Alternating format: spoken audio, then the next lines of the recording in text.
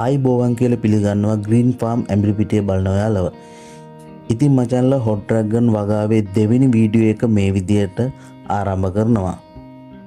ඉතින් යම්කිසි භෝගයක් වගා කරලා ඒ පිළිබඳව A to Z අපේ එක්ස්පීරියන්ස් එක ඔයාලා සමග ෂෙයා කරගන්න එක තමයි අපේ වීඩියෝ වලින් කරන්නේ. ඉතින් පළවෙනි භෝගයේ විදියට හොට් ඩ්‍රැගන් F1 කියන හයිබ්‍රිඩ් කොච්චි ප්‍රභේදය තමයි තෝරාගත්තේ. පළවෙනි වීඩියෝ එකෙන් වගා මාධ්‍ය හදාගන්න විදිය ඔයාලට ෂෙයා කරගත්තා. බලමු නැති කට්ටියට ඒක බලන්න කියලා ආරාධනා කරනවා. හරි අපි වීඩියෝ එකට යමු. හරි මචංලා මුලින්ම පැල ටික ඕඩර් කරපු තැනට කෝල් එකක් දීලා බැලුවා. එයාලා කිව්වා හෙට හෝ අනිද්දා පැල ටික ඩිලිවරි වෙනවා කියලා. දැන් ඉතින් වගා මාධ්‍ය කවර වලට දාගන්න ඕනේ. හරි මචංලා මුලින්ම ඔයාලව දැනුවත් කරන්නම් වගා මාධ්‍ය පෙරවීමට මම යොදාගත්ත බෑග් එක පිළිබඳව. මන් භාවිතා කරේ UV 1616 බෑග් එක. UV වෙනුවට පළු බෑග් එක උනත් භාවිතා කරන්න පුළුවන්.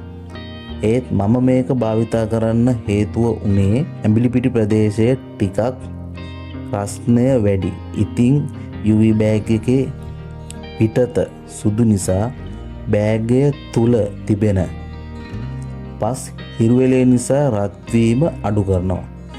ඒ වගේම ඇතුල් පැත්ත කළු නිසා මූල පද්ධතිය වර්ධනයට විශේෂයෙන් අඳුරු පැහැය අවශ්‍ය නිසා ඒකත් හේතුවක් වුණා.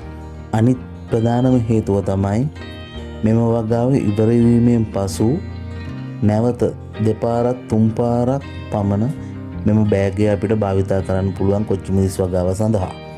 ඉතින් ඊට පස්සේ අපි වහලා තියෙන වගා මාධ්‍ය ඇරලා ආපහු ටිකක් කවලම් කරලා බෑග් වලට පුරව ගන්නවා. සාමාන්‍යයෙන් බෑග් එකකින් 4න් 3ක් වගේ පිරවෙන්න ඕනේ. මන් මේ වගාව එලිමහනේ තමයි කරන්නේ. ඉතින් මචංලා පැල හිටවලා මුල් සති දෙක තුනේ හිරු එළිය වැටෙන්නේ නැති ස්ථානයක තියාගන්න ඕනේ. ඉතින් එහෙම ස්ථානයක් මේ විදියට පිළිවෙලට ලස්සනට හදාගන්න ඕනේ. වගා මාධ්‍ය පුරවපු බෑග් එක මේ විදියට උළු කැට හෝ ගැඩොල් කැට හෝ කිරිහට්ටි උනක් කමක් නැහැ භාවිතා කළාට ඒ වගේ ස්ථානයකින් පොළවට උඩින් තබා ගන්න ඕනේ. ඉතින් මචංලා හෙට තමයි පැල ටික එනම කිව්වේ. පැල ටික හිටවන්න කලින් අනිවාර්යයෙන්ම ජීවාණුහරණය කරගන්න ඕනේ. ඉතින් කැප්ටන් දාලා ඒ විස්තරය කරගන්නේ කොහොමද කියලා ඊළඟ වීඩියෝ එකෙන් ඔයාලව දැනුවත් කරන්නම්. ඉතින් වෙනද කියනවා වගේම අදත් කියනවා මොනවා හරි වැරද්දක් තියෙනවා නම් අනිවාර්යයෙන්ම කමෙන්ට් සෙක්ෂන් එකේ දාන්න. අනිවාර්යයෙන්ම වීඩියෝ එක හොඳයි නම් ලයික් එකක් දාන්න, ෂෙයා පාරක් දාන්න.